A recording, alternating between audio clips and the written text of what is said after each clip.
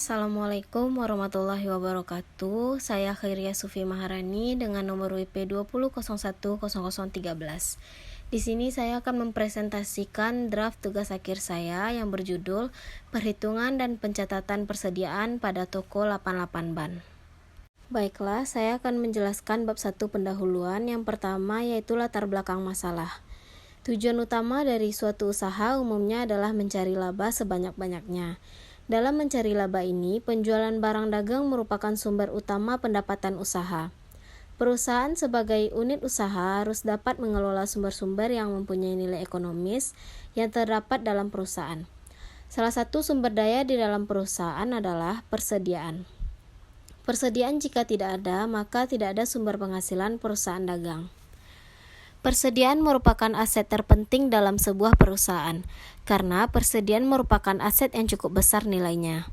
Penting bagi perusahaan untuk memantau tingkat persediaan. Persediaan merupakan kunci pokok bagi perusahaan karena dalam hal ini, perusahaan memiliki fungsi ganda yaitu menentukan posisi keuangan perusahaan dan mempunyai pengaruh yang besar dalam menentukan kalkulasi harga pokok untuk menetapkan besarnya laba rugi dalam suatu periode. Persediaan merupakan aset yang selalu dalam keadaan berputar, di mana secara terus-menerus mengalami perubahan. Pengelolaan persediaan secara efektif memerlukan cara yang terstruktur. Perhitungan dan pencatatan dapat membantu mengelola persediaan dengan mudah. Namun, pengelolaan persediaan merupakan hal yang cukup sulit. Banyak hal yang perlu dilakukan dengan benar seperti menghitung saldo, menentukan harga pokok, melakukan pemesanan stok, dan lain sebagainya. Persediaan yang kurang maupun berlebih akan mengakibatkan kerugian bagi perusahaan. Persediaan yang baik harus diawasi untuk menghindari kesalahan dalam pencatatan stok barang.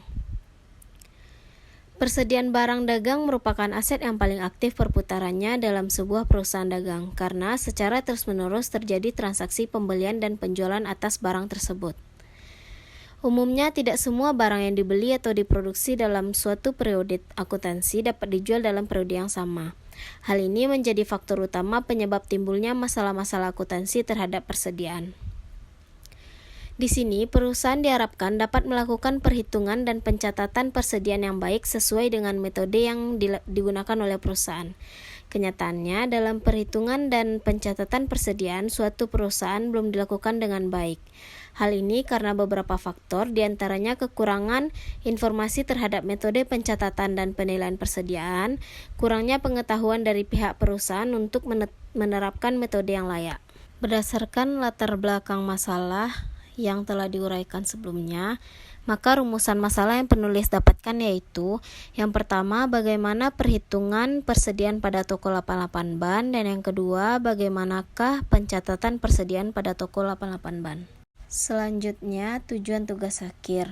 Berdasarkan rumusan masalah yang telah diuraikan tadi, tujuan yang ingin penulis capai dalam penelitian ini yaitu yang pertama, menghitung persediaan toko 88 ban dengan menggunakan metode penilaian persediaan first in first out atau FIFO. Yang kedua, mencatat persediaan toko 88 ban dengan menggunakan metode pencatatan perpetual sehingga bisa digunakan dalam pengembangan usaha tersebut.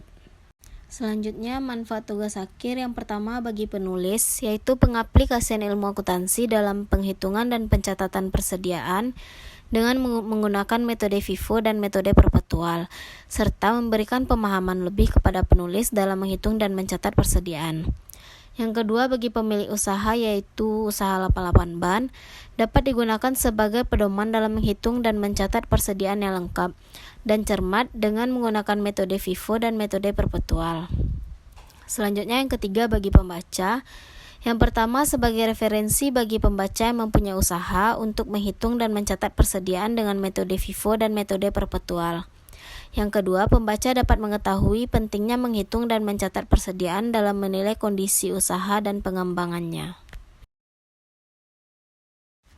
Selanjutnya, metode pengumpulan data. Yang pertama ada wawancara. Di sini dilakukan untuk pengumpulan data melalui pertemuan dengan pihak yang terkait dengan usaha 88 ban. Yang kedua, observasi. Di sini melakukan pengamatan langsung terkait permasalahan yang berhubungan dengan informasi usaha. Yang ketiga, dokumentasi. Metode ini memperoleh dokumen-dokumen dan data-data berupa data penjualan barang dagang, data persediaan, data pembelian barang dagang, dan lainnya yang digunakan dalam penyusunan tugas akhir melalui toko 88 ban. Selanjutnya, sistematika penulisan. Yang pertama ada bab 1 pendahuluan. Dalam bab ini penulis membahas tentang latar belakang masalah pemilihan judul, perumusan masalah, tujuan dan manfaat tugas akhir, metode pengumpulan data dan sistematika penulisan. Pada bab 2 landasan teori, menjelaskan teori yang menguraikan pengertian persediaan barang dagang, metode pencatatan dan metode perhitungan persediaan barang dagang. Pada bab 3 gambaran umum perusahaan dan pembahasan, penulis menjelaskan tentang gambaran umum usaha dagang toko 88 ban. Pada bab 4 penutup, penulis memberikan kesimpulan dari pembahasan yang telah diuraikan pada bab-bab sebelumnya serta beberapa saran yang diharapkan dapat bermanfaat bagi perkembangan usaha di masa yang akan datang.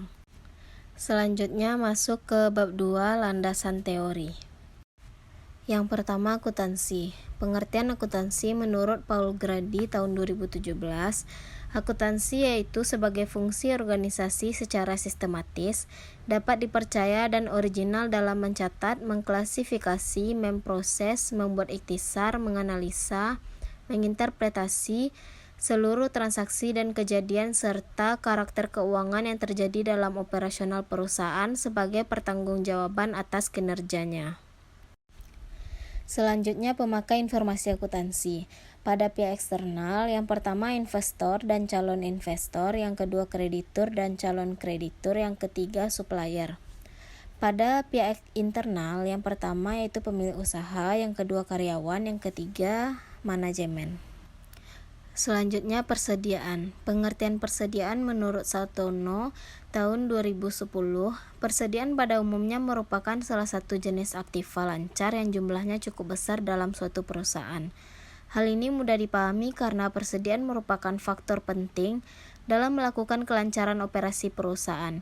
Ditinjau dari segi neraca, persediaan adalah barang-barang atau bahan yang masih tersisa pada tanggal neraca, atau barang-barang yang akan segera dijual, digunakan atau diproses dalam periode normal perusahaan. Selanjutnya, klasifikasi persediaan. Yang pertama, pada perusahaan jasa, persediaannya tidak disebut sebagai persediaan melainkan perlengkapan.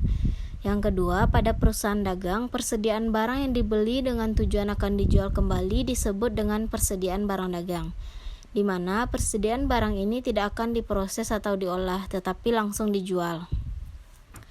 Yang ketiga, pada perusahaan manufaktur, persediaan barang yang dimiliki terdiri dari beberapa jenis yang berbeda. Masing-masing jenis diberi nama tersendiri agar dapat menunjukkan jenis persediaan yang dimiliki.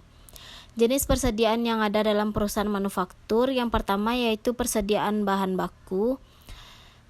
Pada persediaan bahan baku ada bahan baku langsung dan bahan baku tidak langsung. Selanjutnya, persediaan barang dalam proses dan persediaan barang jadi. Selanjutnya, metode pencatatan persediaan. Yang pertama, sistem persediaan periodik.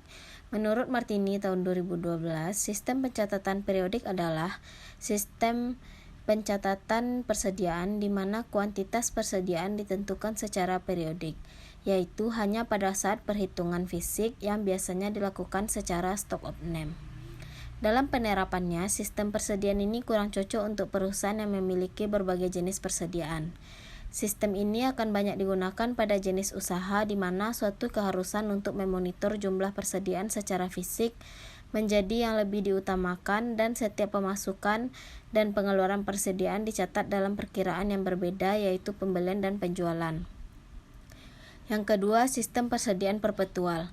Menurut Santoso, tahun 2010, sistem pencatatan perpetual merupakan suatu sistem pengelolaan persediaan di mana pencatatan mutasi persediaan dilakukan secara terus-menerus dan berkesinambungan sehingga mutasi persediaan selama satu periode termonitor, dan setiap saat jumlah maupun nilai persediaan selama satu periode termonitor, dan setiap saat jumlah nilai persediaan dapat diketahui tanpa melakukan secara fisik. Selanjutnya, metode perhitungan persediaan. Yang pertama, metode berdasarkan harga pokok. Penentuan harga pokok persediaan sangat bergantung pada metode perhitungan yang dipakai, yaitu metode identifikasi khusus, metode FIFO, metode LIFO, dan metode rata-rata. Yang pertama ada metode identifikasi khusus. Menurut Ahmad Cahyono, mengemukakan bahwa metode identifikasi khusus merupakan satu-satunya metode yang benar-benar mengikuti aliran fisik barang, sehingga menghasilkan nilai persediaan yang sebenarnya. Yang kedua, metode FIFO atau first in, first out. Menurut William Thomas, metode FIFO adalah metode kalkulasi biaya persediaan di mana biaya pertama yang masuk ke dalam persediaan adalah biaya yang pertama keluar ke harga pokok penjualan. Yang ketiga, metode LIFO.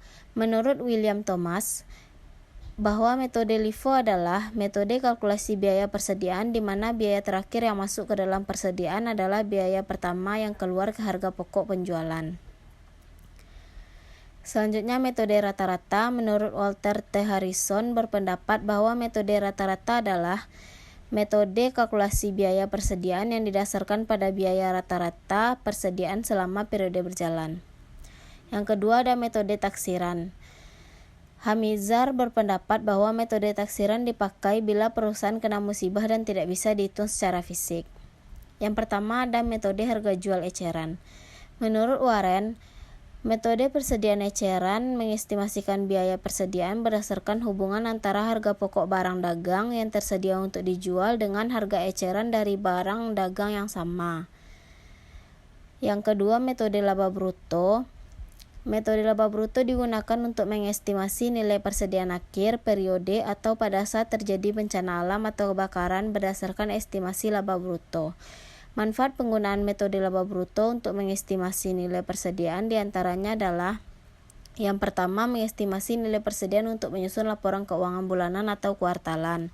Yang kedua, mengestimasi harga pokok persediaan yang rusak atau musnah karena kebakaran atau bencana alam lainnya. Baiklah, sekian presentasi draft tugas akhir saya. Apabila ada kata yang salah, mohon dimaafkan. Assalamualaikum warahmatullahi wabarakatuh.